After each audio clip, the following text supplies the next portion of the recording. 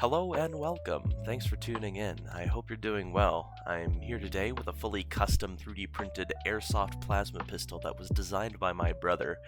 Now, full disclaimer here, there will be no shooting in this video. If you want to see that, I've linked the video to my brother's channel, but I implore you to stick around a while and watch me paint this thing.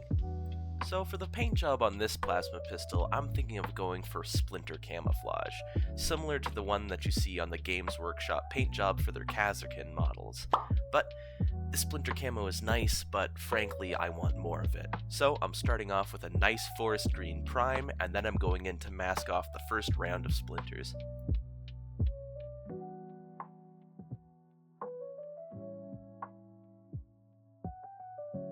For these first round of splinters, I decide to go for a nice warm German gray. To add more interest to the splinter camo, I do the exact same masking process, this time painting a slightly lighter and cooler gray.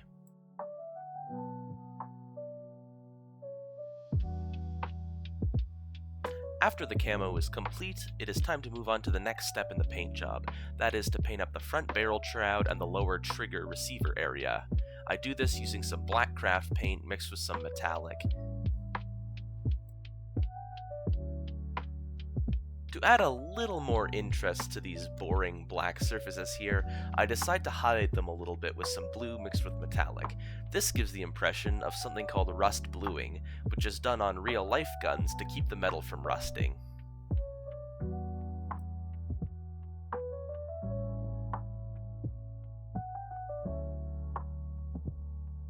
It was also at this time that my indecision finally hit me, and I decided to go back on the whole black with metallic highlights and decided to paint the front barrel shroud that same warm German gray.